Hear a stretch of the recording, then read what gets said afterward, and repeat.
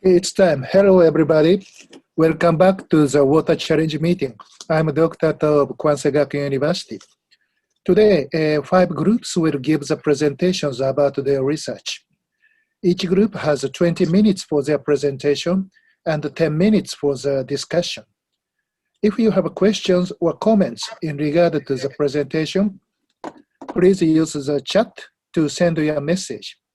After the presentations, the speakers check the chat and answer the question by oral. And if the time for the discussion runs out before replying all the questions, please use the chat to answer the remaining questions. And if speakers have a problem in network connection, I may ask the change of the order of the presentations. Okay, let's start the first presentations. The first group is Team Tonghai University. And the title of their talk is, they have 2 themes. And the first theme is eutrophication and flocculation, the problem and the solution. And the second theme is microplastic filter project, clean water and sanitation. Okay, if you are ready, Team Tonghai University, please.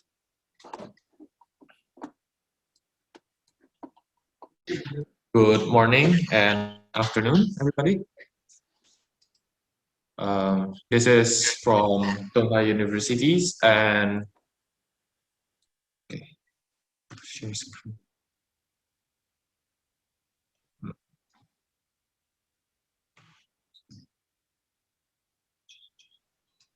Okay, so good morning and afternoon, everybody. This is from Tonghai University presents the first presentation would be the microplastic filter presented by William Daniel, and then the second presentation will be about eutrophication, the prevention and solution, presented by Kirata Zhang and Yusha. So now we are going to the microplastic presentation. The microplastic filter project presented by William Daniel, a freshman. So there is microplastic everywhere around us. It's in the air, it's in the water we drank, it's in the food waste, it's in the food we ate. Microplastic is a pollution that seems to be very underrated. We all care about the air pollution, we all care about the other type of pollution, but apparently microplastic pollution is something that passed by our mind. But it is a problem. We have a plastic problem. There's 9 billion metric tons of plastic waste generated since 1950. In 2019, primary microplastic production was 368 million tons. Around 3/4, 276 million tons, added up as okay. The degradation of plastic creates a smaller particles of plastic that's called microplastic. The smaller particles of plastic or microplastic are ingested by sea creatures, shrimp, fishes, or enter the wastewater system or remain suspended in the air. The microplastic then is consumed by humans. This might cause several potential health concerns. So why is microplastic bad? So first, there's a toxic chemical associated with plastics. So various chemicals incorporated into plastic as raw materials or additive during manufacture can leach from plastic into the environment. For example, there's a BPA or bisphenol A. A key ingredient in plastic manufacture has been classified as endocrine disruptor, which means that it has a toxic effect on humans' ability to reproduce. Human and other animals are exposed to these chemicals when they are ingest plastic or when these chemicals leach into food or are released into the atmosphere when plastics are burned. Some chemicals directly associated with plastic have already been detected in humans and wildlife, including the birds and various marine species. So these are a picture from the microplastic found inside the digestive system of a shrimp. A lot of people eat shrimp, and those shrimp that has microplastic inside their digestive system can go inside humans' digestive system, which could be a health hazard. So why is the second one is pollutants that stick to microplastics. Some pollutants and heavy metals can also absorb or stick to plastic surfaces. As a result, plastic can act like sponges in the environment. passively collecting harmful chemicals onto their surface. So there are two types of microplastic. There's the primary microplastic and secondary. Primary are plastics directly released into the environment in the form of small particulates, like degradation of tires, synthetic textiles, marine coatings, road markings, personal care products, plastic pellets, and city dust. And there are the secondary microplastic, are microplastic originating from the degradation of larger plastic items into smaller plastic fragments once exposed to marine environment. Like, for example, the degradation of like plastic bag, for example, or plastic bottle. So global releases of primary microplastic to the world oceans. From all the microplastic production, the most is from our clothes, coming on to 35%, and the tires come second. No? What happened?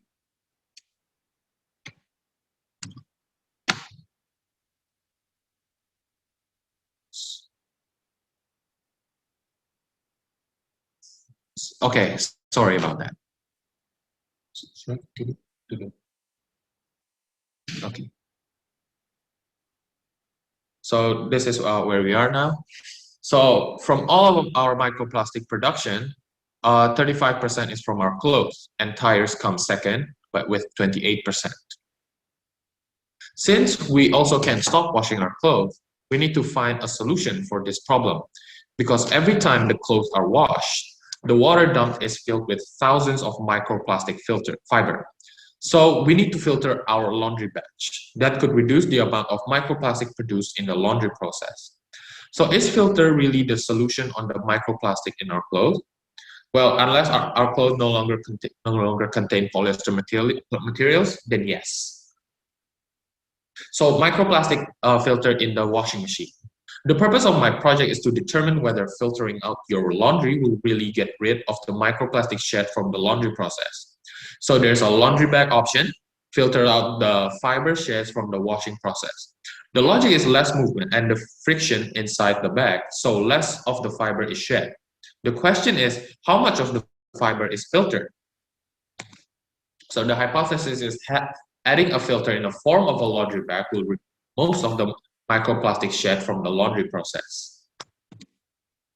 So the materials and methods. So first of all, we're going to take a water sample. And first, we're going to have three types of condition. The first one will be no laundry bag. That's going to be the reference point to see without a laundry bag how much of the microplastic is actually filtered. So the second one is with conventional laundry bag, the laundry bag that is very conventional around Taiwan, here in Taiwan. So very available readily around, and they are not marketed as a microplastic filter. And then the third one is with a guppy-friend laundry bag, which is a laundry bag marketed as a microplastic filter. After water sample has been taken, we have to analyze the water sample. We use a centrifuge to separate the water and the plastic. Results are weighed for comparison. So these are the special filter. The special microplastic filter that are going to be used in this experiment I'll call guppy-friend washing bag. The bag is marketed as microplastic filter. It has pore size around 30 micrometer. It is a product sold by a non-profit organization from Germany called Langbrand. It is created and marketed specifically for filtering out the microplastic shed from the washing process. So guppy-friend washing bag can be purchased from guppyfriend.com for European countries or amazon.co.uk for Asia and the rest of the world because they provide worldwide shipping. So guppy-friend washing bag has been tested by German Textile Research Center, Northwest GTNW, Fraunhofer Institute, UMSICHT, University of California at Santa Barbara as part of the Patagonia research program. So the result of the test has shown that guppy-friend washing bag is proven to be a success at filtering microplastics. So the results are the guppy-friend washing bag prevents fiber loss during washing in two ways. So guppy-friend washing bag drastically reduced the number of fiber that breaks off. Tests shown by Fraunhofer Institute showed an average of 79% with partly synthetic clothes, 86% with completely synthetic clothing. Thus, the clothing can be worn for much longer. Plastic fiber that breaks off during washing are retained in the bag and does not pollute the wastewater. So the fiber are retained by over 90% in most cases, and 100 in most cases is 100%. So, however, nanoparticles are residues from production which can be found especially on cheap textile cannot be retained by the washing bag. It's proven. What is the point of researching? What we saw from the previous data is just the data provided by the manufacturer. A research paper titled "The Efficiency of Device Intended to Reduce Microfiber Release During Clothes Washing" has published data stated that guppy-friend washing bag only has the efficiency of 54%. Different result makes the answer more complicated. By conducting another research, we will know which one is true. So what could happen? Completely transitioning from mostly synthetic fiber to all natural fiber clothing are very unlikely because it's expensive and it's wasteful just to throw away a good or decent clothing just for the sake of microplastic. Having a laundry bag that filters out the microplastic instead for the people who can afford a relatively more expensive all-natural fiber clothing can also help with reducing the amount of microplastic shed from the laundry process. Of course, for this to have a significant impact to the environment, a lot of people need to do this. For that, laundry bag needs to be popularized. In Taiwan, the use of laundry bag is quite popular. It's just not the right one. It's not the laundry bag that can filter out microplastic. The correct microplastic filter laundry bag is not readily available, and the product as compared to the conventional laundry bag is extremely expensive at 29.75 euros. For a person who knows and care about the situation is capable of affording it, it might not be a big deal. For regular people who either have no idea or don't really think it's a big deal, might be different. So the conclusion is, guppy-friend washing bag looks to be a promising candidate to filter out microplastic created in laundry process. The difference of data creates more questions that can be answered by conducting research. So thank you for listening. Now continues to Kurasar and Yosha.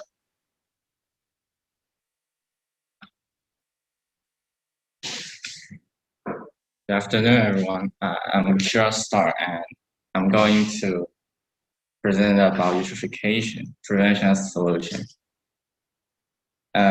This is the Zonghai Lake. It's in our school, and it's an artificial lake that was built since 1982. The lake is polluted by industrial wastewater from Taichung industrial area. It's eutrophicated and dirty now. This is what it look like now. I took these photos many days ago, and you can see the water is dirty and there's a green skin on the surface of the water. Eutrophication is caused by discharging too much nitrogen, phosphorus, and other nutrients into slow-flowing water body, such as lakes, rivers, and bays. It will cause rapid reproduction of algae and other plankton, like cyanobacteria and chlorella as a dominant species grows on the surface of water body, forming a layer of green skin. And eutrophication affect the water quality of the water body, can cause a decrease on water transparency, make it difficult for sunlight to penetrate the water layer, thus affecting the photosynthesis of plants in the water and possibly causing lack of oxygen. And a lot of algae grows on the surface of the water body, resulting in accumulation of organic substance in the bottom layer in anaerobic conditions, decomposing into harmful gases. Some plankton produced by biotoxins will also harm fish and other organisms. The lack of dissolved oxygen in water is harmful to aquatic animals and causing a large number of fish deaths. And because of eutrophic water, means nitrates and nitrites, human and animals will also be poisoned by drinking water with the content of this substance exceeding a certain standard for a long time. So there's 3 ways for us to deal with it. The first one is engineering measures. The typical example is the Lake Washington. The lake was polluted by industrial wastewater between 1941 and 1963, resulting in eutrophication of the water with algal blooming and rotting and sinking after that seriously affected water quality. Starting in 1963, Metro collected and treated all the sewage discharge to the lake. And in 1964, water quality began to improve significantly, after which the phosphorus level in the water dropped significantly and the blue-green algae decreased significantly. After 5 years treatment, water get cleaner and cleaner.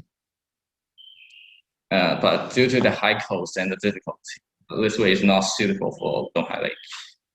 But we have other two solutions. Hello everyone, my name is Yusen, and good morning. My part is about the chemical measures, which is talking about flocculation. Flocculation is a two-step particle aggregation process in which a large number of small particles form a small number but large flux. It is that the negative charges hinder the small particles to aggregate and settle. By stirring in the water, flocculation will help the process faster. In the picture that we can see that if the water is taken from the pond, which have dirty water, after pouring some chemicals and have the stir, it becomes much more visible and make the water cleaner. And in the end, it precipitation in the bottom of the water. And there are several common seen material in flocculation. The first one is potassium alum. It is used to clean and reduce the visible cloudiness. The second one is the sodium aluminate. It is a white crystalline and having a formula various given the chemicals below. And the third one is aluminum sulfate. Aluminum sulfate is mainly used as coagulating agent for promoting particle collisions by neutralizing charge in the purification of drinking water and wastewater treatment plants. The flocculation the efficiency of flocculation is not always the same. They are affected by several elements: the environment, pH value, metal ions, temperature, and most importantly, what is in the water. These are the most important factors that will change the result. The concerns of the chemical damage to the environment is mostly that will do some damage to human body if the people that approach or touch it, and it will causes cancer, abnormality, and mutate. So in our prediction, after Donghai Lake is mixed with the proper chemicals, the smaller particle will gather to bigger particles, and that will make clean the lake easier. So then back to Kyosta's part. For the third way, biological measures is also we also use it to deal with the eutrophication problem. And the typical example is Chesapeake Bay. Lots of oysters were grown in the Chesapeake Bay, and the water was clean there. But because of the human harvest, large numbers of oysters, water quality was getting worse and worse. According to the research, oyster could absorb the inorganic nutrients from the water, so the eutrophication problem may be solved by that.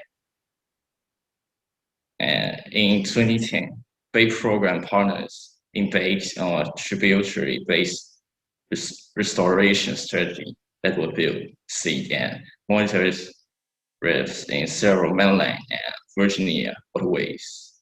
In the Chesapeake Bay Oyster Agreement, we renew our renew their commitment to this restoring strategy. If oysters and other species are being introduced to clean up water, it's important to consider whether there is a way to control the population and avoid overgrowth and other problems. And it's also a possible way to solve the problem. We're trying to find a species which could have similar living habit with oysters and should be local species, so we find mussel. The expected effect of mussel farming on nitrogen cycling is modeled for the Roman flow on the Swedish west coast, and it's shown that the net transport of nitrogen, some of dissolved and particulate at the fuel was reduced by 20%. But we should test before we start to grow it because we don't know whether it's harmful to the local living system. So the conclusion is to deal with the eutrophication problem in Zhonghai Lake, we have two ways. The first one is flocculation by metal salt, and the second one is biological dealing by mussels.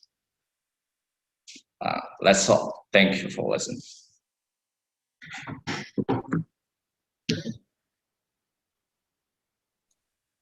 Thank you very much, Team Shanghai University. Are there any question or comment? If you have, please fill the chat.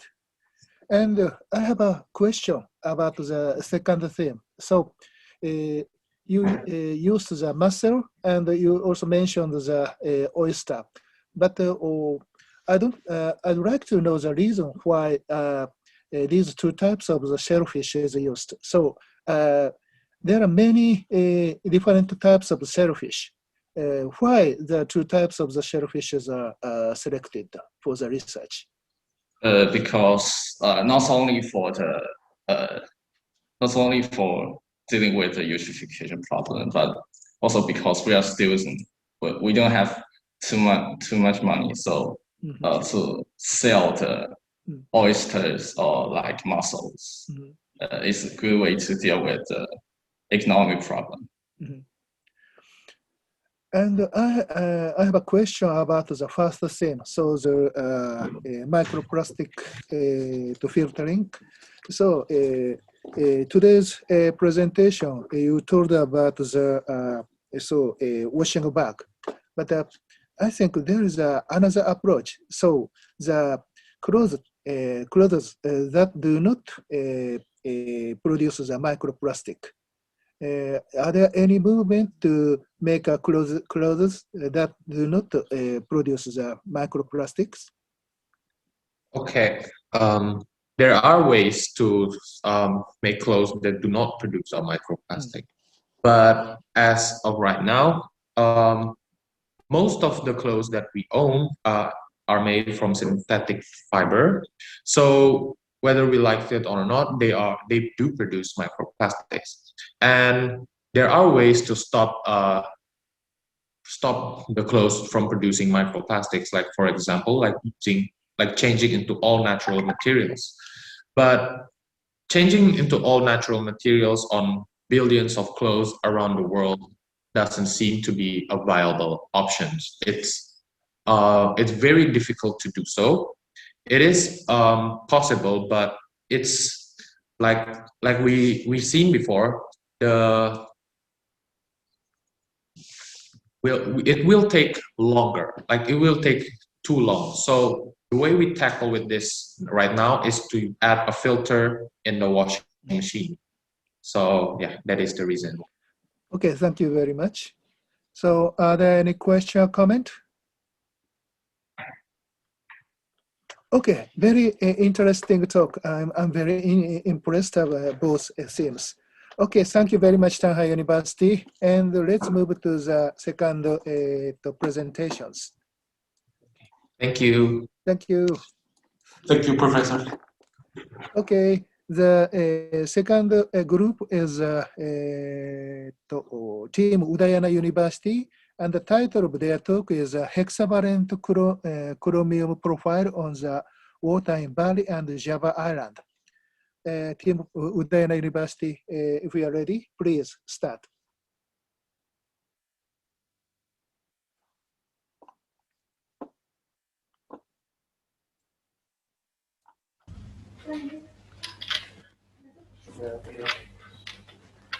Good afternoon, the participants and honorable lecturers of the Sekolah Science Exchange Program. We are from Group 1 of Udayana University. My name is Iqbal, and I will be your moderator today. Here are the profiles of my colleagues, which are displayed in the photo on the lower left corner on the screen. Today, we will present to you a profile of hexavalent chromium content in the waters of the Bali and Java Island. Next.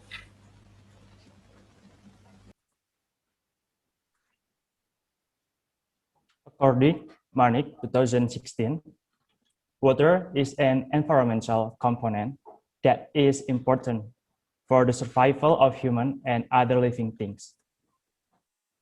In daily life, the role of the water, apart from being a raw material for drinking, water is also used for human activities such as irrigation, agriculture, industrial activities, and others. In Government Regulation Number 82 of 2001 concerning water quality management and water pollution control, water is one of the natural resources which has a very important function for human life as well as advising public welfare. So that is the basic capital and the main factor of development. So now water is a subject that needs careful attention. Change in water quality condition in river flows are the impact of discharge from existing land use.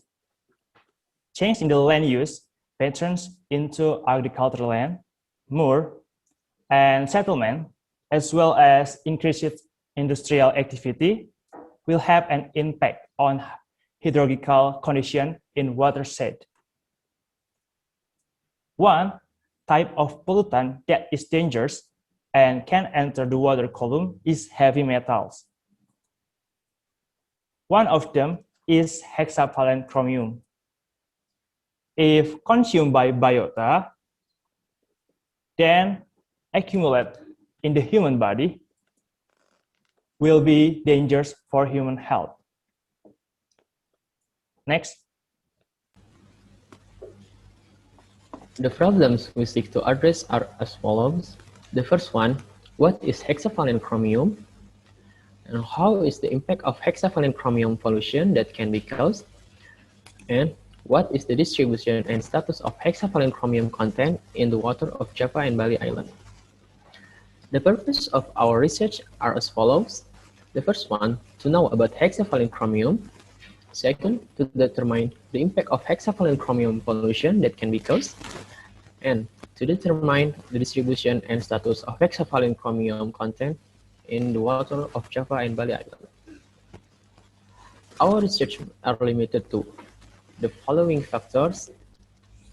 The data only illustrates how the accumulation of heavy metal chromium hexavalent in the waters of each province in Java and Bali, and not the condition of the waters. Next. Hexavalent chromium is a heavy metal, which in small concentration can produce high levels of poisoning in living things. If the chromium compound is disposed into the environment and into the body of living things, it will be very dangerous. So it is important to treat this waste. The characteristic for hexavalent chromium is persistent, bioaccumulative, toxic, unable to decompose in the environment, and accumulate in the human body through the food chain. The water that is contaminated by this heavy metal will endanger the aquatic organisms that live in it. This is because the chromium will accumulate in the fish body, so that if the fish is consumed by humans, it can accumulate in the human body. According to the Occupational Safety and Health Administration, this can also cause hematological toxicity or blood disorders. Examination on several test organisms show that glutathione plays an important role in the chromium production process inside the organism blood cell. Other diseases that will happen if humans are contaminated is stomach pain, vomiting, stomach ulcers, diarrhea, etc. Next. Research methods. This research is a research conducted using literature study method. The first is literature review. Based on Ursalam 2016, literature review is a series of activities related to methods of collecting library data, reading and taking notes, and managing writing materials. This research draws sources from journals and all supporting references for research needs. Sources taken are sources related to hexavalent chromium content in the waters of Java and Bali. A literature review is a comprehensive overview of research that has been done on a specific topic to show readers what is already known about the topic and what is not known, to find reasonable research that has been done or for ideas for further research. This research study also uses a qualitative approach. This study is intended to reveal and understand the realities that occur in the field as they are, intensively, deeply, in detail, and comprehensively. Next.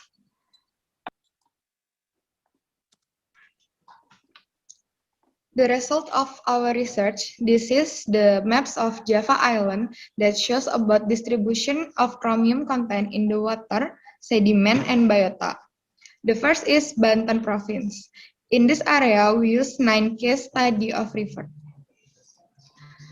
The highest chromium content is located at Ciujung and Cibanten River, while the lowest chromium content is located at Cirarap River. There are some factors that influence the high chromium content in the Ciujung and Cibanten River, such as home industry making tofu and tempe, traditional sand mining, bathing and washing community activities, pulp, paper, textile, and chemical industries. The second is Jakarta province. In this area, we use 2 case study of river. The Mukervat River has a higher chromium content than Jakarta Bay. This is because of Mukervat River classified as a river designed for fisheries and livestock. The third is West Java province. In this area, we use 6 case study of river. The highest chromium content is located at Cikijing River, while the lowest chromium content is located at Cimanuk Lama River. The factor that influenced the high chromium content in Cikijing River is waste from textile factories near that river flow. Next. Study on physical and chemical parameters expected provide enough information on water quality condition in Bengawan Solo River. The amount of chromium on fish tissue of plecostomus fish was around 0.85 until 2.154 milligram per kilogram. According to the maximum threshold of chromium in food, which is 2.5 milligram per kilogram, the chromium content of Bengawan Solo was nearly reached its limit to the maximum threshold. Also, another study case in Middle Java was on Ngengo River. It shows that the chromium concentration was really small, which less than 0.004 and still on the water standard quality as shown as in Indonesian Government Regulation number 82 in 2001. If any 2003 say that the chromium levels usually less than 0.001 milligram per liter. The chromium level concentration in the river was mainly affected by textile and paint industries, which thrown their disposal directly to the river. It's fit even the 2003 statement, which said all the chromium that exists on the water was mainly used on textile and paint industries. Currently, there are no standards or regulations regarding hazard mitigation, especially in Indonesia. Water purification was completely optional, but active carbon and ion exchanging filtering methods are both very effective ways to eliminating the chromium contamination. Next.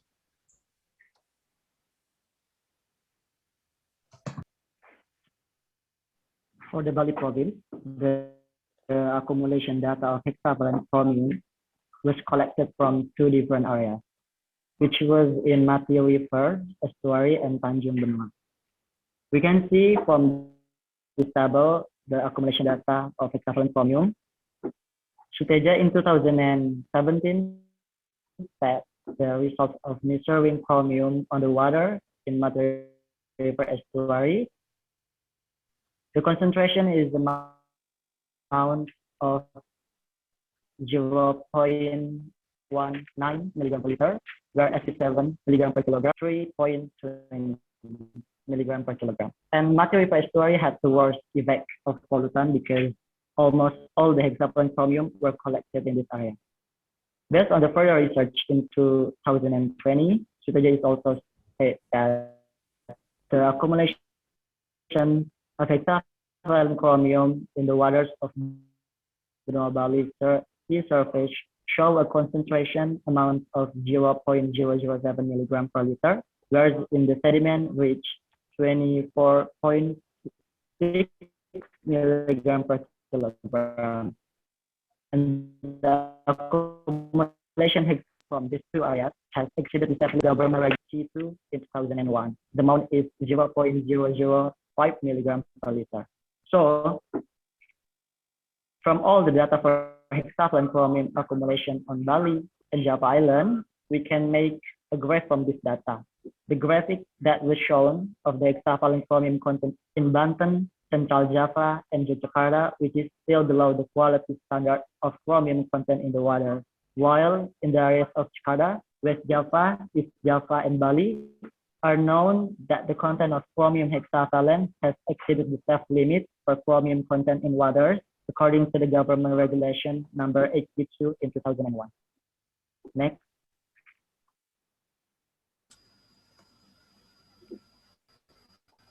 From our discussion, we can conclude that hexavalent chromium is persistent, bioaccumulative, toxic, and is unable to decompose in the environment and accumulates in the human bodies through the food chains. The impact that can be caused to aquatic organisms is disruption of the body's metabolisms due to obstruction, the work of enzymes, and the worst impact is the organisms experiencing death.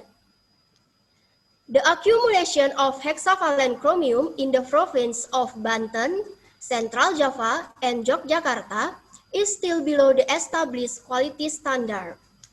The waters in Jakarta, West Java, Bali, and East Java have exceeded the safe limit from chromium content with the highest level of accumulation in East Java. Next. So, the suggestion is need to treat wastewater that has been used which contain CR before being discharged into the water bodies by using a filter that contains a layer of gravel, sands, and active carbon, where active carbon has a great ability to absorb metal in solution.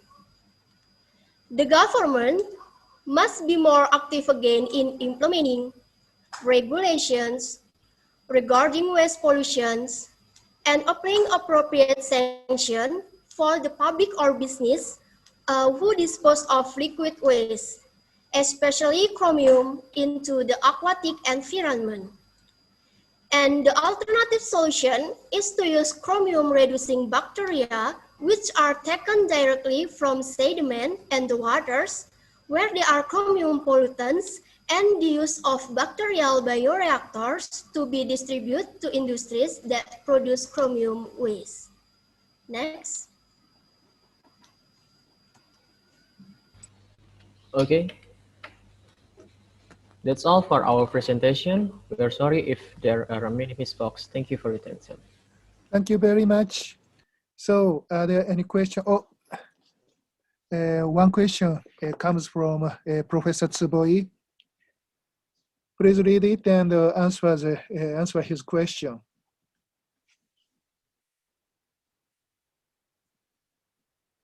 Can you see the chat?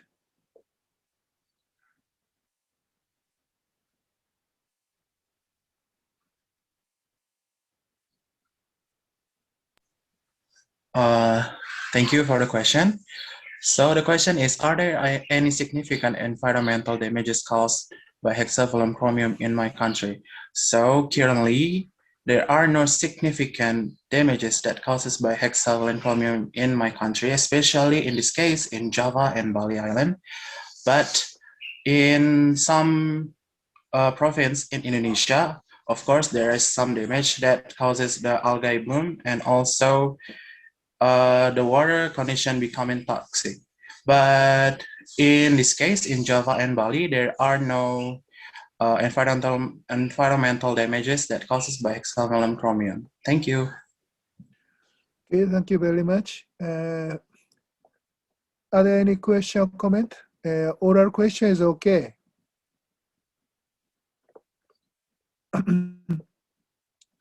Okay, I have one question. You mentioned about the use of bacteria. So I don't know how how the bacteria reduces the hexavalent chromium. Can you explain the mechanisms that bacteria can reduce the hexavalent chromium?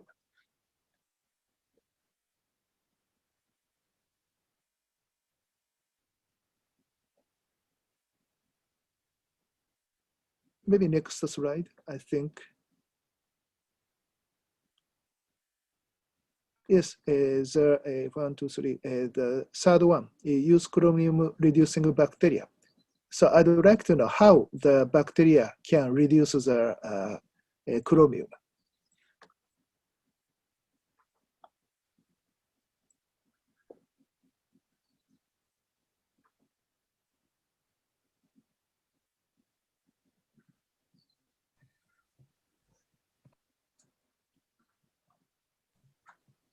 Thank you. So far as we know that the bacteria used to dissolve the chromium time by time by doing some metabolism on it. So from time to time, the chromium will eventually decrease. Mm-hmm. So there is a mechanism called bioleaching. It may be, if my memory is correct, it is a mechanism of bacteria which concentrates the metal ion or something like that. The bacteria can concentrate it in its body.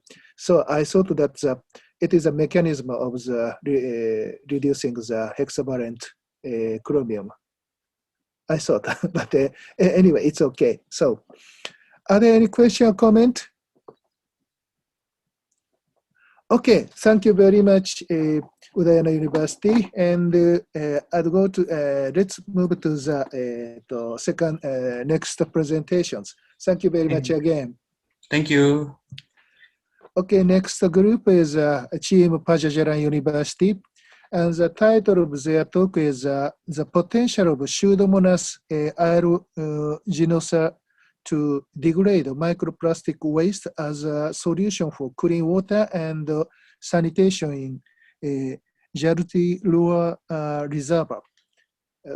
Okay, if you are ready, please start. Excuse me, I can't hear your voice.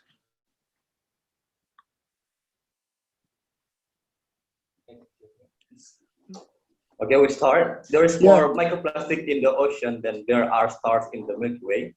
Good afternoon, ladies and gentlemen. We are from Pajajaran University Group 1.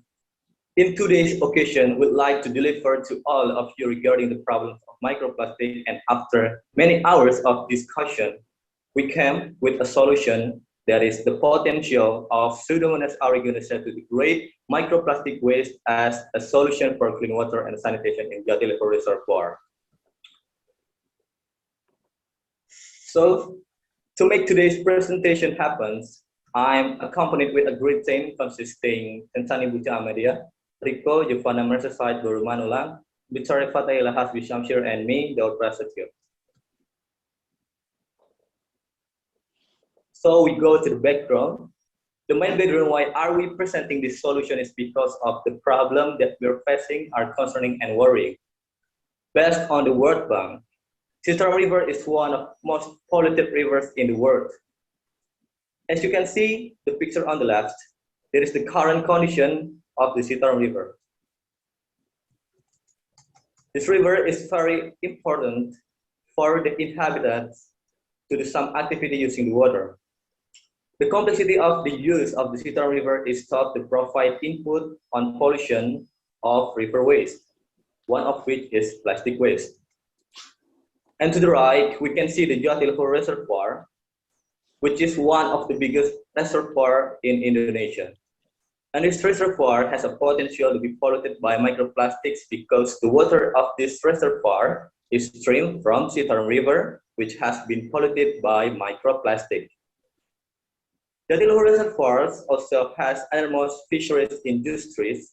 There might be a possibility that the fish consume the microplastic and we as humans consume the fish that contain the microplastic and end up our belly containing the microplastic to result in our health. Next, please. So, ladies and gentlemen, what is a microplastic?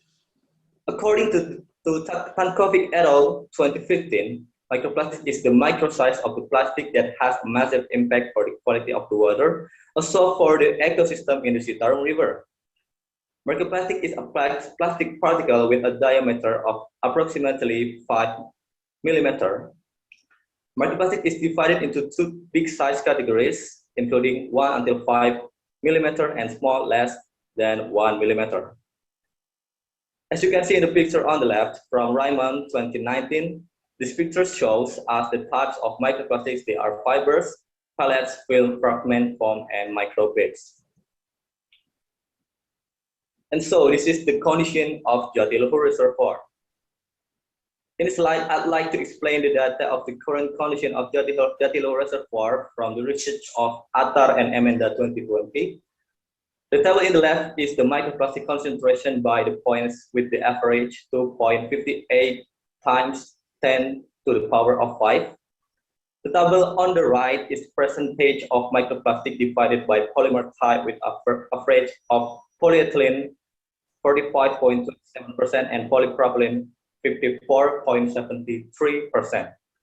This data show us that the Jatiluhur Reservoir consists of huge microplastic, especially polyethylene and polypropylene types. Typical microplastic shapes in this area are fragmented microplastics brought from breakdown of human activities, plastics, and fisheries industries. The highest abundance is microplastic size ranging from 1,000 to 5,000 micrometer. The reservoir has potential to be the accumulation area of microplastic because microplastics are trapped in this reservoir. The subject of water pollution is not only a concern of our research, but it also relates back to the Sustainable Development Goals of the United Nations. We focus on the 6th goal of the SDGs, clean water and sanitation, which aims for the assured availability and sustainable management of water and sanitation for all. This is especially a concern for the Jatiluhur Reservoir, which functions as a water source for irrigation, hydroelectricity, as well as industrial and home uses for West Java and its surrounding regencies, including the capital, Jakarta. From the research we have done, we have found a potential solution to the issue of microplastic pollution in Jatiluhur Reservoir in the form of a bacteria. Pseudomonas aeruginosa is a gram-negative, aerobic, and monoflagellated bacteria which can grow well in temperatures between 25 and 37 degrees Celsius. It is found in soil, water, as well as within plants and humans. It showcases the ability to degrade synthetic plastics, such as polyethylene and polypropylene, with the assistance of enzymes such as serine hydrolase. After we are familiar with Pseudomonas aeruginosa, I would like to explain the bacteria's process of degrading the microplastic. But before that, I will briefly explain to you about the general biodegradation mechanism. In general, the biodegradation process occurs in several steps, such as biodeterioration, biofragmentation, assimilation, and mineralization. Biodeterioration is the initial stage of microplastic biodegradation. It is a process that alters the chemical and physical properties of the polymer. Biofragmentation is a process when the polymer breaks down into simpler form via enzymatic activities. After these steps, the microbes will uptake the molecule in assimilation process and will produce metabolites such as carbon dioxide and water in mineralization process. Next. Okay, the next one, we are going to look into the work of Pseudomonas aeruginosa on degrading the microplastic. Ladies and gentlemen, Pseudomonas aeruginosa can degrade microplastic with the formation of biofilm. As you can see on the left, this is the mechanism of biofilm formation. Biofilm is a community of microorganisms surrounded by an extracellular matrix produced by microbes themselves. Bacteria living in a biofilm will produce extracellular polymeric substances that will promote the degradation of microplastics such as polyethylene and polypropylene. Biofilm will enhance the attachment of Pseudomonas aeruginosa colonies with the polymer, so the secreted extracellular enzyme can be more accessible to the polymer surface. The next process that occurs is the enzymatic activities of Pseudomonas aeruginosa. Enzymatic degradation of microplastic involves secretion of enzyme, and then enzyme act on microplastic and resolve microplastic efficiently. Enzyme act on long-chain polymer and convert them into monomer. The first step of biodegradation of enzyme is the hydrolysis process in order to enhance the hydrophobicity by receptive enzymes such as esterases, lipases, and chutinases by giving a functional group to the polymer, thus enhancing the susceptibility of polymer by Pseudomonas aeruginosa. Exoenzymes secreted by Pseudomonas aeruginosa will convert polymer to become monomer, and then these monomer are then taken up by semi-permeable membranes of Pseudomonas aeruginosa. Now that we understand how Pseudomonas aeruginosa degrades microplastics, the next question is how effective the bacteria is at doing so. For polyethylene without pretreatment, Pseudomonas aeruginosa can degrade 28.5% of 5% dry weight after 40 days, while with pretreatment by nitric acid, it can degrade 50.5% in 2 months. While for polypropylene, it can degrade up to 0.025% per day.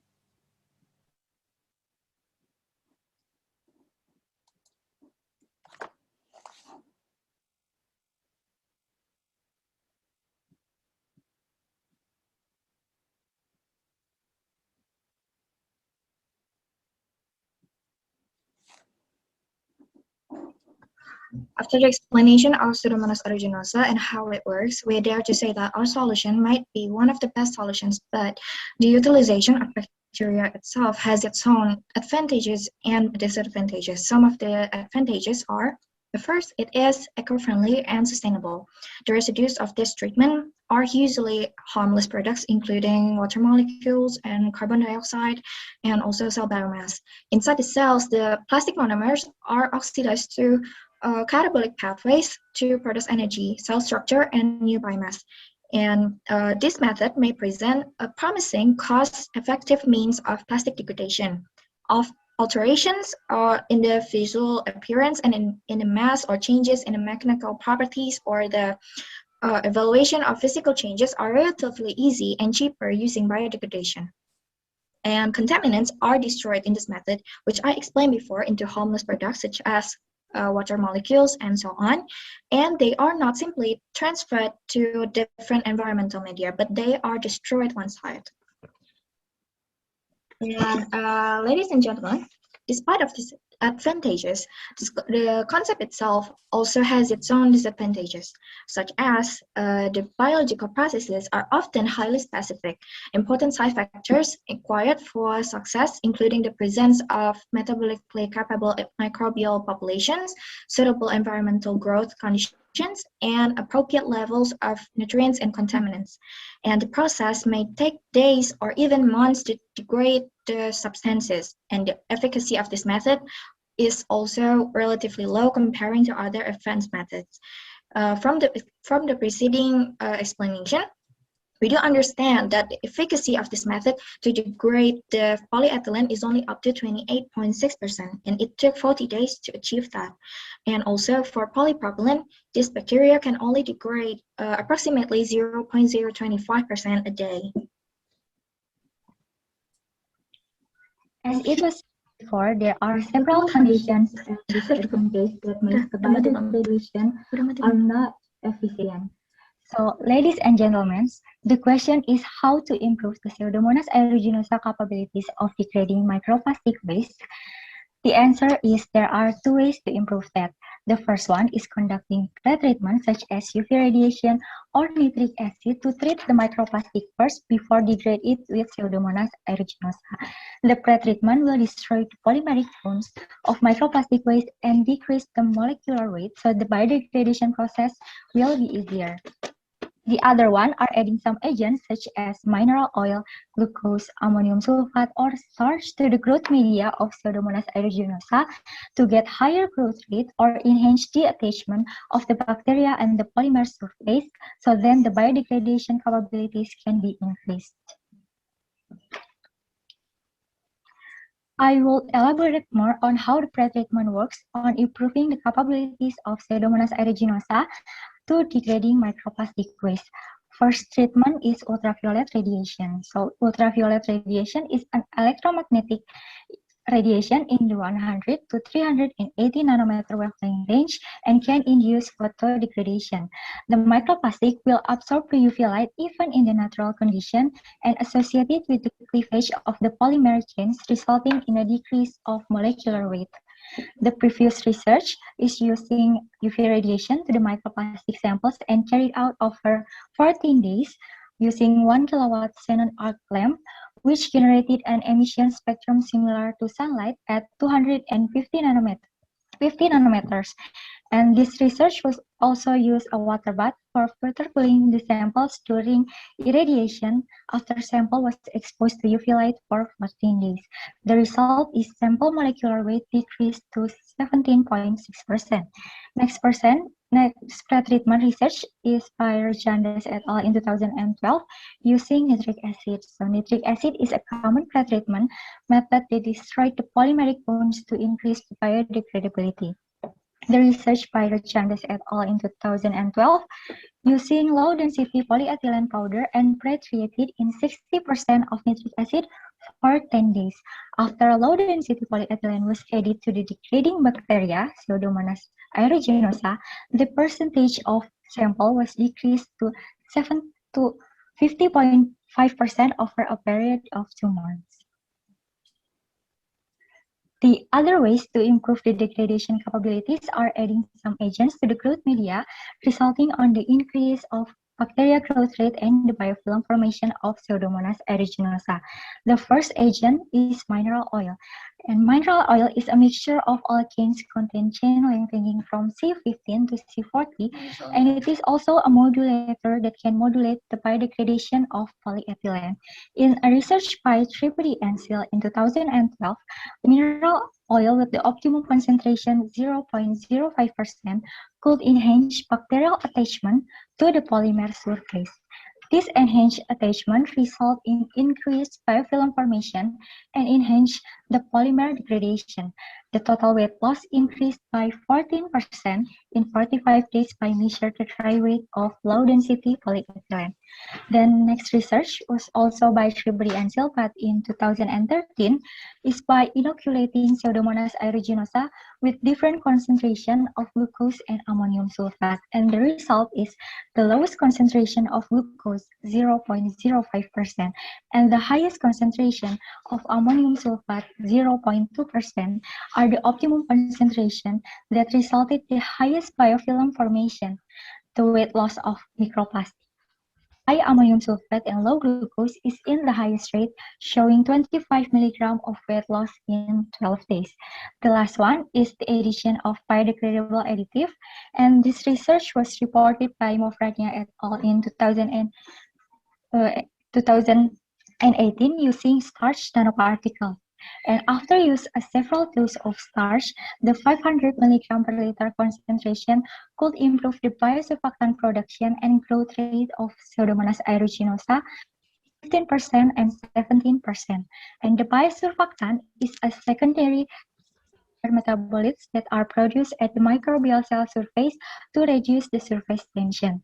And the higher biosurfactant production using starch could enhance the bond between microplastic and the surface of the bacteria isolates. Ladies and gentlemen, we have come to the conclusion that Pseudomonas aeruginosa can be a promising solution to degrade microplastic waste, especially polyethylene and polypropylene, in Jatiluhur Reservoir in regards to achieving clean water and sanitation goals of SDGs. Microbial degradation process is eco-friendly and also requiring less effort and cost. However, its efficacy and long time can be some drawbacks considering the continuous input of microplastic waste in the reservoir. The target pretreatments and culture enhancements and biodegradable additives can be done to increase the efficiency of Pseudomonas aeruginosa to degrade these substances. And these are the references that we use in this presentation. And that brings us to the end. We'd like to thank you for your time and attention today, and we do hope that this research could solve the problem that have been going on in Jatiluhur Reservoir or even in the world. Once again, thank you. Thank you very much, Team Pajajaran University. So, are there any question or comment?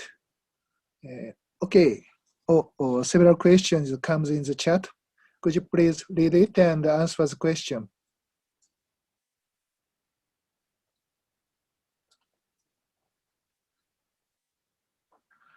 The first question comes from the Udayana University.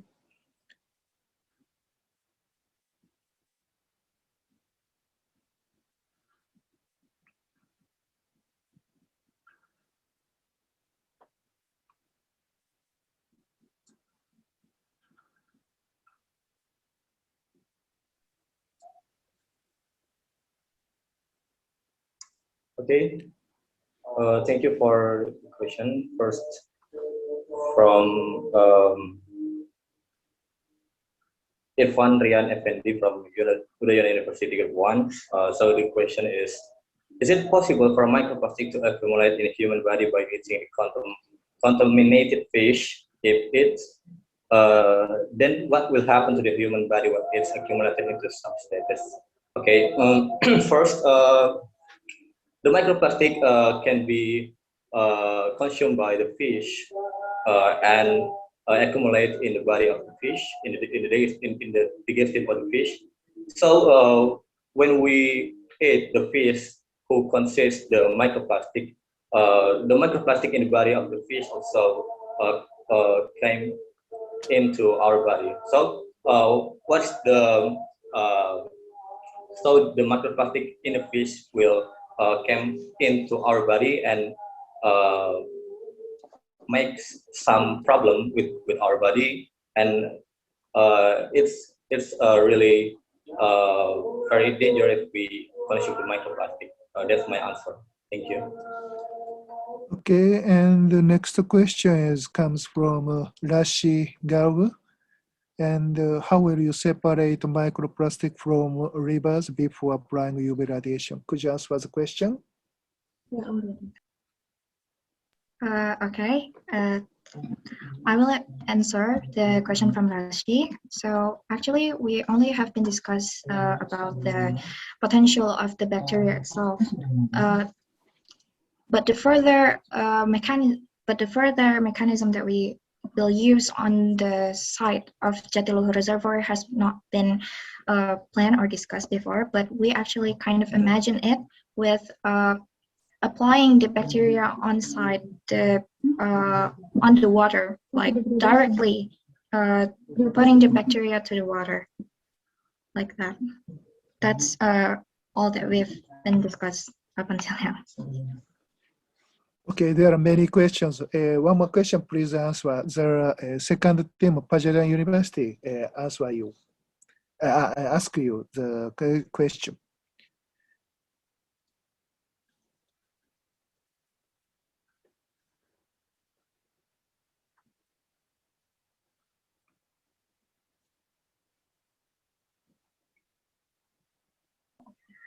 So I will answer the question from Alicia from Pajajaran University. The nitric acid and UV treatment is not have significant impact on the Pseudomonas morphology and physiology. Its impact on the microplastic, and it will enhance the attachment of the polymer surface and the polymer surface and the bacteria isolates. Okay, there are two more questions, but please answer this as a question by using the chat. And we'd like to have a 10 minutes break. We will start next presentation from the 3050. Okay, so please come back the meeting to 3050. Okay, let's take a break. And thank you very much again. Yes.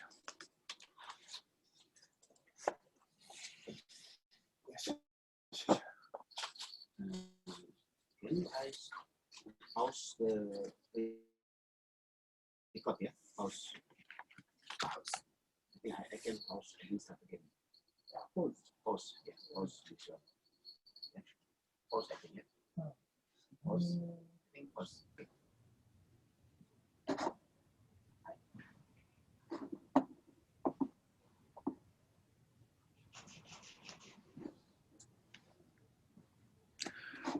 Okay, let's start the next session. And the next group is Team Amity University. And the title of their talk is Water for Life, Changes, Innovations, and Challenge. And please start the presentation. Good morning and good afternoon to everyone. It is our great pleasure to be a part of the esteemed Sakura International Science Exchange Program. Today, we, the members of Chemistry Group representing Amity University, Noida, India, will present our work on this year's theme, water. The title of our presentation is Water for Life, Changes, Innovations, and Challenges, in which we will be discussing in detail endemic arsenic water contamination issue in India and its remediation. Jal hi jeevan hai, as we say in Indian grapevine, water is life, and we cannot foresee a bright future without water. As pure as water, as cold as water, as innocent as water, where is that meaning gone? Proud of this planet is torn. Water has got miraculous properties, qualities, and uses, and its use should be judicious and it should be saved as possible.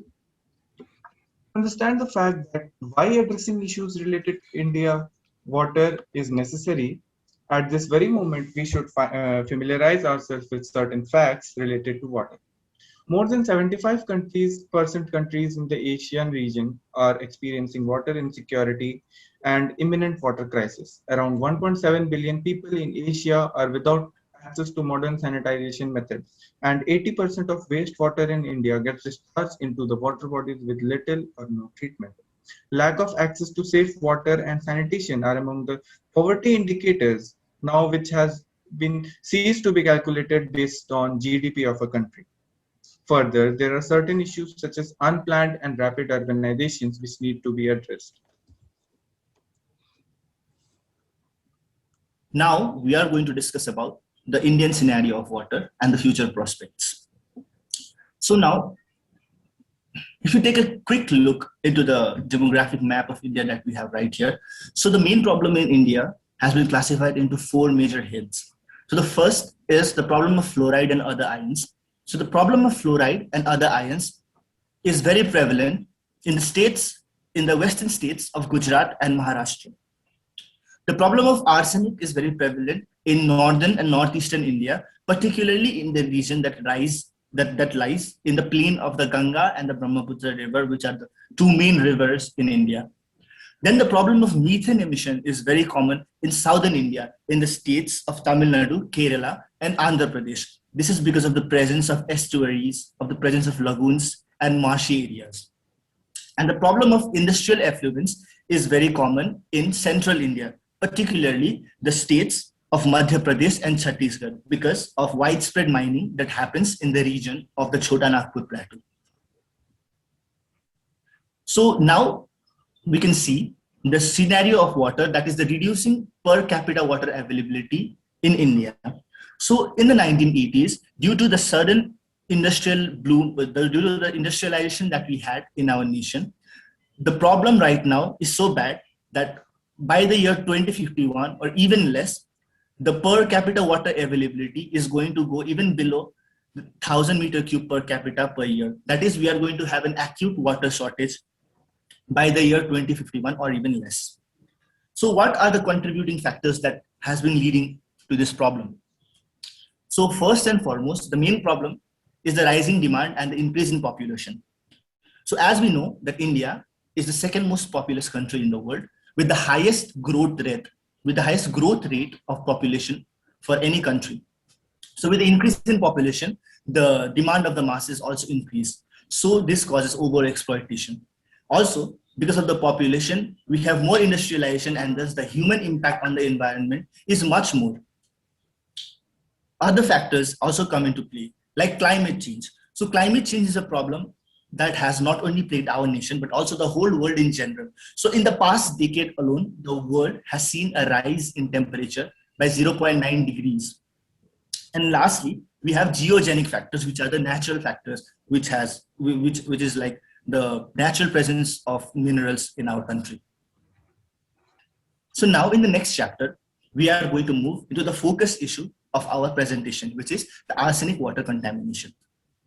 So to give an overview of the scenario of arsenic, so nearly 108 countries in the world have been affected by the contamination of arsenic. The maximum permissible limit, which has been provided by the World Health Organization, is 10 parts per billion. And the highest among these are from Asia. 32 countries in Asia have been affected. In India alone, 20 states and 4 union territories of our country have been affected because of arsenic groundwater contamination. And more than 90% of this arsenic pollution is inferred to be geogenic or natural.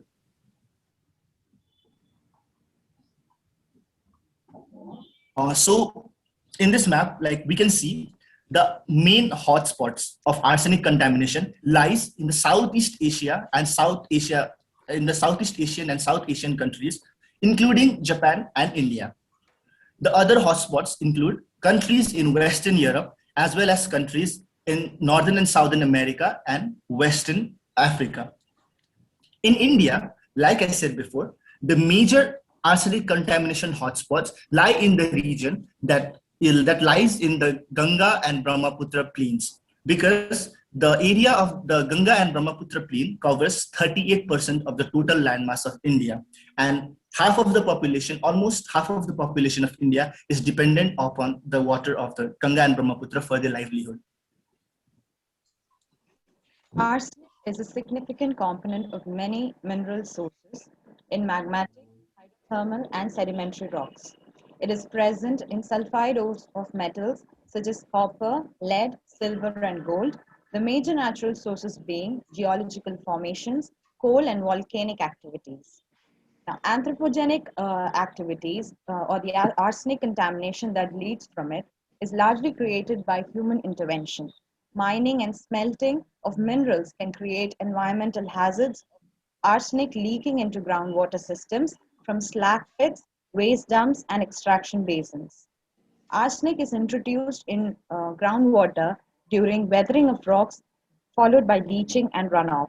In groundwater, inorganic arsenic is present commonly as arsenate and arsenite, interconvention of which occurs by oxidation and reduction. The onset of arsenic contamination often requires some triggers, as mentioned earlier, such as biochemical triggers, and requires certain amount of time so as to go outside the permissible limits. Some processes are given here, such as desorption and dissolution of arsenic under alkaline and reducing conditions, etc. Insoluble arsenic-bearing minerals such as arsenopyrite are rapidly oxidized when exposed to atmosphere, releasing soluble arsenite, sulfate, and ferrous ions. The dissolution of these arsenic-containing minerals is highly dependent on the availability of oxygen and rate of rate of oxidation of sulfide. Another probable pathway is the arsenic mobilization through the reductive dissolution of ferric oxyhydroxide in a reducing environment. Health hazards. Arsenic is identified as one of the top most lethal chemicals and is a type 1 human carcinogen. The arsenide form is more toxic than arsenate in the groundwater systems. Although the symptoms are region and individual specific, continuous exposure causes pigmentation, hyperkeratosis, ulceration, and also affects liver, kidney, heart, and lungs. Long-term ingestion of water with high amount of arsenic can cause a variety of cancers, including skin cancer. Arsenic is called the king of poison to the extent of its toxicity and is said to be used to kill many kings. Because of the serious threats and its abundance, it is very much important to detect the arsenic presence in water. Let us discuss some methods of detection that have been studied and are currently being applied in various states of India. Several traditional methods have already been developed in the past, for example, atomic absorption spectrometry, X-ray, fluorescence, and others. These methods have been developed, but they are very tedious, time-consuming, costly, and more reagents are required. So, an alternative is much needed for a cost and time-effective arsenic detection. Now, in the current research scenario, sensors have proved to be advantageous because of their very high specificity and sensitivity. Here, we would like to discuss two methods, mainly optical and electrochemical, for the arsenic detection developed in India. The first method for optical detection is the development of low-cost field testing kits. In the method, two test kits were developed where the detector material in test kit 1 was mercuric bromide, and for kit 2 it was silver nitrate. The process includes conversion of first arsenic into arsine gas by using a very strong reducing agent, and then the arsine gas was being detected by using paper strips. The paper strips were coated with the detector material, and as the arsine gas came in contact with the material, it produced color change. So for kit 1, it showed yellow color change, and for kit 2, it showed gray color change. The results showed a detection limit of 10 to 250 microgram per limit with good precision. The second method is the on-site colorimetric detection using gold nanoparticles. In this process, the gold nanoparticles were modified with using lauryl sulfate, and on exposure to arsenic in sample water, the nanoparticles aggregated.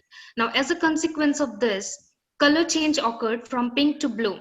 The amount of color change is directly proportional to the amount of arsenic present in water. It is also a very simple and cost-effective method. Another advantage of this method is that it requires very small amount of reagent than other colorimetric methods. The third method is called the ADO SPL, which is a very specially designed fluorescence polymer. This sensor uses test strips coated with the fluoropolymer, and it turns pink when it is exposed to arsenic. It can also remove up to 0.02 milligram per liter arsenic using another polymer called the ADOSAFE S. Next comes the electrochemical method, where it includes the use of modified electrochemical sensor which are efficient, portable, and affordable point-of-use device. It combines electrochemistry with microfluidics using the ion concentration polarization. This process first starts with applying an external voltage to the tip where the analyte is present, and then measure the potentiometric response using linear sweep voltammetry. The results were quite stable and repeatable without any surface modification of the electrode used. The next is a field-ready electrochemical detector, which is the FredSense. It uses a non-hazardous bacteria to detect arsenic and send electrochemical response, which will display the arsenic concentration present in the sample. It is a robust and fast method of detection. Moving on. Every research has a scope for future improvements. So, to improve the sensitivity of the To improve the sensitivity of the point of use electrochemical sensor discussed in the earlier slide, we would like to suggest certain steps which will make it more analyte specific. Now, the bare gold electrodes which were used in the earlier method can be replaced with surface functionalized gold using metallic gold nanoparticles. This will increase the surface area of the working electrode, and the arsenic can easily bind to more sites on the nanoparticles. Encapsulating the nanoparticle in a conducting polymer will help the arsenic to bind with its ligand, and thus it will increase the potentiometric response and hence the sensitivity of the sensor. Additionally, another novelty can be added for the interference effect, where a binder or a ion selective membrane can be incorporated to the electrode for trapping the other ions present in the sample, and that will not allow these ions to pass to the electrode and generate any peak of interference. So these are some recommendations that can be studied in depth and incorporated to enhance the sensitivity and the selectivity of sensors in detection of arsenic ions in water. So after detection, our next immediate step is to treat the arsenic contamination in water. And for that, community people need to come together and form some solutions which are sustainable and which result into non-exhaustion of the present natural resources so that these natural resources are conserved for our upcoming future generations. So from the flowchart, the mitigation options toward arsenic exposure can be broadly divided into two ways. It can be treated by using alternative sources of safe water or by purifying the arsenic contaminated water. So alternative sources of water can be like dug wells, ponds, and water collected in the storage tanks from the rainwater harvesting systems. And purifying arsenic contaminated water is a treatment process. So the methods which can be used here for the treatment process are as follows. We can use permeable reactive barriers, chemical precipitation, and co-precipitation and adsorption, and electrocoagulation techniques for this treatment purpose. So now we will be going through each of the techniques one by one. Permeable reactive barrier. In this method, walls are constructed which is made up of reactive media and installed across the path of contaminated groundwater. This reactive media is made up of four types of material mainly. These are zero valent iron, furnace slag, sorbents, and composite material. And it was found out that mainly iron-based sorbents are more efficient in removing both types of arsenic, that is arsenite and arsenate, and their mixtures as well. But this method has its own drawback, as it requires high capital investment, high maintenance, and also it can sometimes disrupt the natural flow of the water. So there is another method called chemical precipitation. In this method, coagulants and the reagents are used such as ferric salts like ferric chloride, sulfides, magnesium salt, calcium salt in the removal of arsenic. These ferric salts like ferric chloride and alum forms a separable solid substance that helps in removal of ions. But this method also have its own disadvantage, as it utilize very expensive chemicals which cannot be used on a large basis. Then another method is a two bucket system, which is based again on co-precipitation and adsorption technique. In this, chemicals are also used such as iron sulfate and calcium hypochlorite. In this, these chemicals are mixed with the water with contaminated water in one bucket, and then it was transferred into another bucket, which consists of a silt, which helps in sedimentation of the flow, and fixed bed sand is there, which helps in filtration. So this method was quite effective in reducing arsenic level to less than 0.0 milligram per liter in almost 95% case. But its disadvantages is that it requires high manual work, high maintenance, and sand bed gets quickly clogged by flocks and require washing at least twice a week. So these methods has their own drawbacks. So we have come up with a solution which is based on electrochemical phenomenon. called electrocoagulation method. It is highly effective, eco-friendly, and cost-efficient method that helps in removal of heavy metals, suspended solids, emulsified solids, and other contaminants using just electrode. No chemicals are required in this. This method follows oxidation, coagulation, adsorption, sedimentation, and then finally filtration. There have been many electrodes that are studied for electrocoagulation, such as copper, iron, aluminium, and titanium. But iron has its highest efficiency of 93 to 99% in removing arsenic. So there is a mechanism of its removal. At anode, when after providing the potential, iron is converted into its ferric cationic form, Fe2 positive. At cathode, water gas is reduced and helps in hydrolysis of this cationic form to form a polymeric iron oxyhydroxide, which is called geothet, that is FeOOH. This geothet forms complex with both forms of arsenic, that is H2ASO4 negative, HASO4 2 negative, and then it helps in formation of a flocks and gets precipitated down in the form of flocculated sludge in the container. On basis of this principle, we have come up with our own community setup design with some innovations and improvement.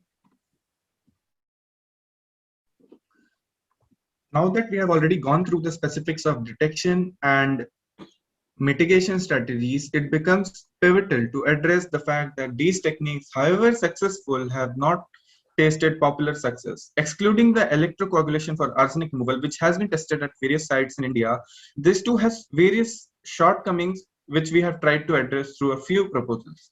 The primary need of energy can be easily addressed by setting up a micro solar power station alongside the ECAR plants.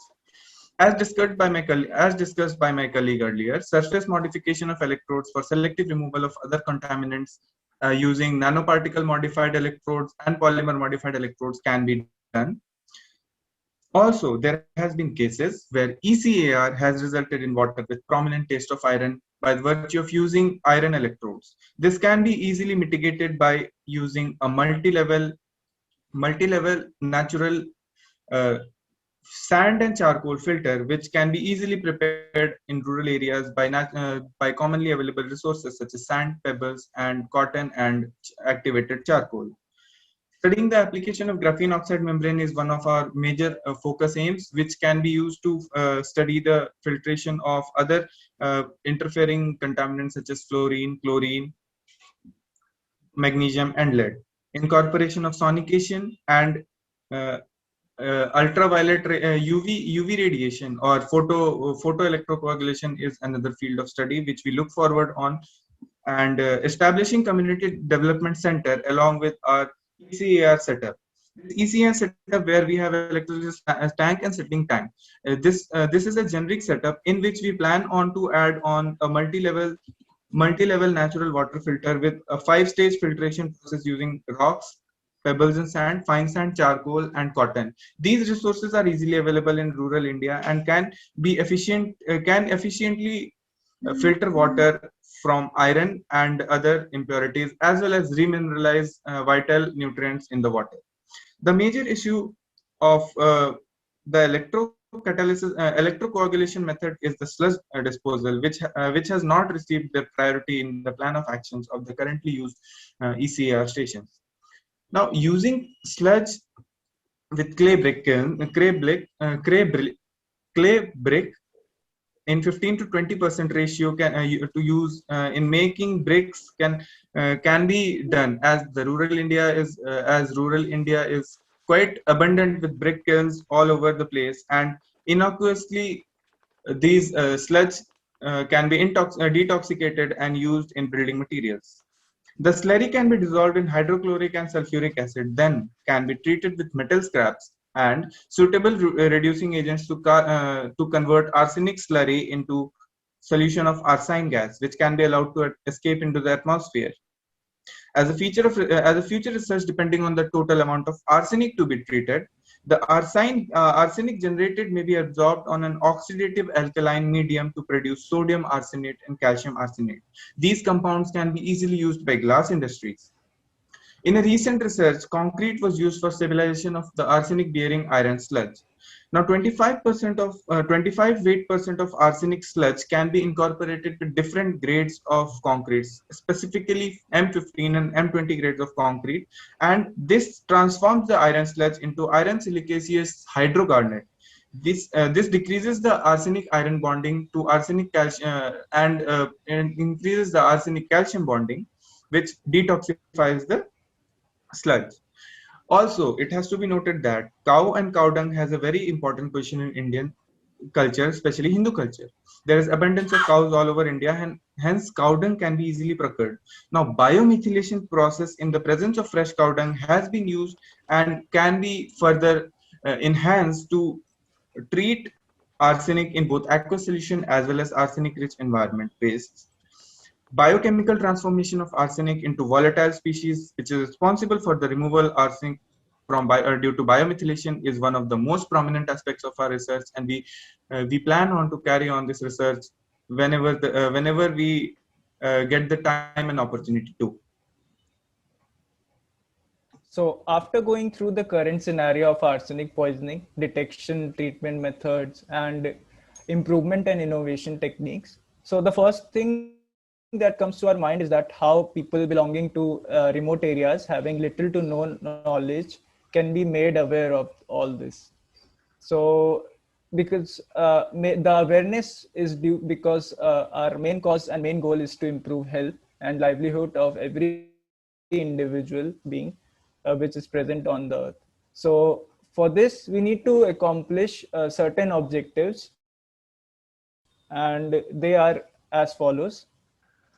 So the first thing is to create awareness in the local community, and we can do so by taking measures to identify arsenic concentration using standard case definitions and algorithms, and diagnostic and treatment facilities to ensure arsenic free water, which is like developing proper linkages with existing diagnostic facilities such as labs and public healthcare centers for testing arsenic in urine, hair, and nail samples.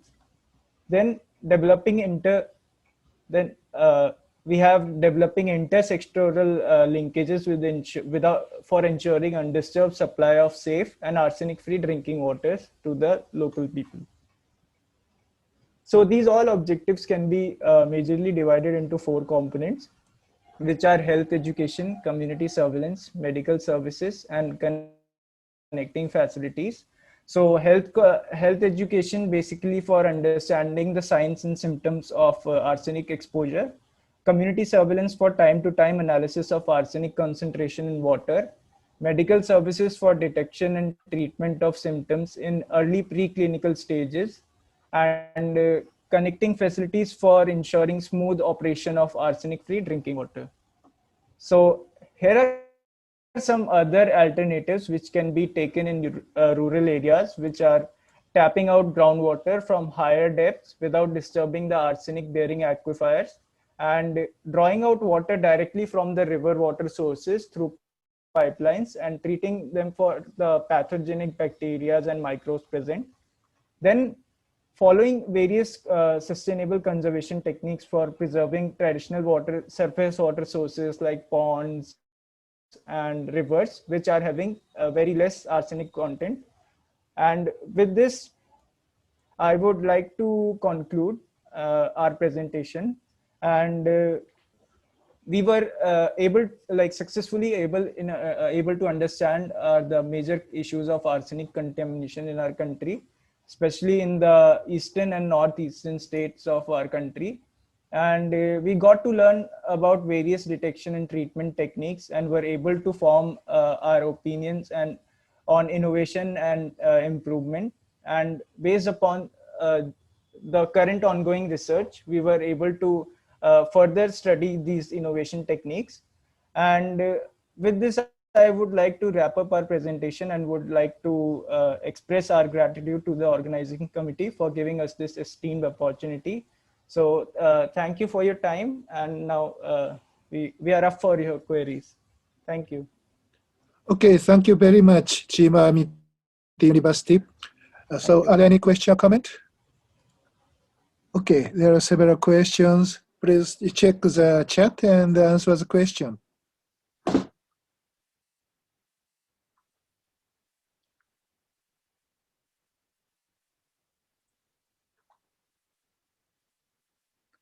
The first question comes from Group 1 of Udayana University.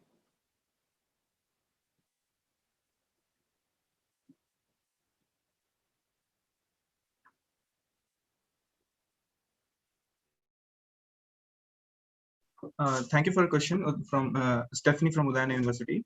I think the best way to restore the clean water to the rural area would be to install such community setups for the rural people. One community setup can easily filter waters up to 600 liters to 1000 liters depending on the size, and this is the one of the easiest this is one of the best methods, but easier method would be to tap surface waters from rivers, because surface waters are known to show less quantity of these heavy metal contaminants, but this that's not a solution, that's an alternative pathway. The solution according to us would be proper detection, on-time detection, as well as methods for treatment, according to us, which is the modified electrocoagulation method. And I think second question is from NTNU. Yes. Is the color change from red to blue? Is it related to X? The color changes from red to blue is because of the coagulation agglomeration of the nanoparticles.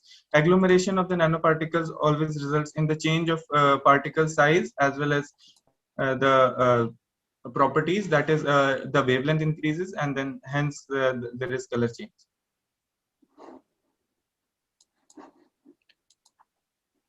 Okay, and you have one more question. Yeah, thank you, Iqbal from Udayana University.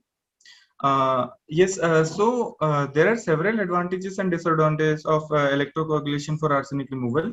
Electrocoagulation for arsenic removal advantages in the sense that it can remove arsenic from the water up to the minimum level, and it can also be used to treat other heavy metals such as iron, manganese, as well as lead.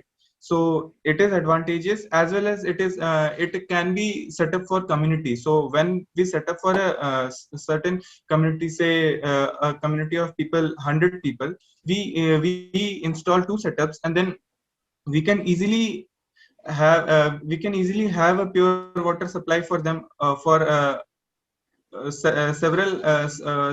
for a longer duration as compared to the water filters, which need to be changed again and again. The electrodes have longer life as compared to the normal conventional filters. Now the disadvantages is first is the availability of power sources, which is an issue which we have tried to address using solar power panels, as India is a tropical country. So being a tropical country, India receives majority of sunlight for almost 10 to 11 months of the year, excluding a single month of monsoon where there are cloudy skies. So solar panel can be efficiently utilized, as well as the other disadvantage is that iron content sometimes gets increased into the water after ECAR treatment. So when we treat when we treat the water with ECAR, we have also addressed that issue, that we will be installing a multi-level naturally available filters, which has been indigenously used since ages in India to treat these contaminants of water as well as other solid contaminants. Yes. Okay, one more short question. Yeah, the distilled water is 100% arsenic free. Yes, distilled water is said to be free of all impurities and ions, but I would say deionized water is 100% arsenic free, but distilled water, there can still be trace amounts of ions, not specifically arsenic, but can be different other ions. Yes. Okay, thank you very much, Team Amity University. Thank you, sir. And okay, and let's move to today's final session. The next group is Team Vienna Group of College.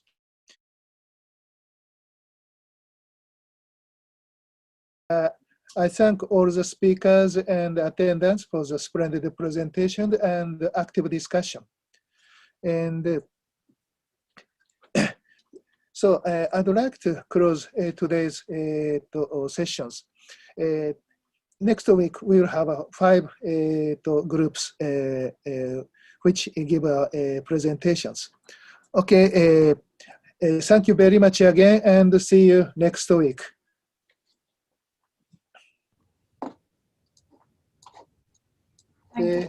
Thank you. Bye-bye. Thank you. Arigatou gozaimasu. Terima kasih. Thank you. Arigatou gozaimasu. Yoroshiku Thank you very onegaishimasu. much. Bye. Bye. Mata ne. Bye. Arigatou gozaimasu. Mataraishi.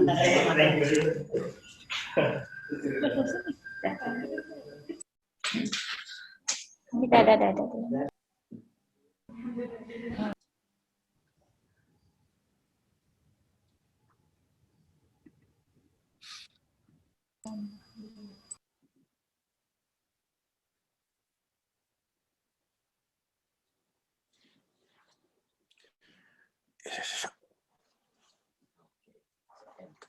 Yeah.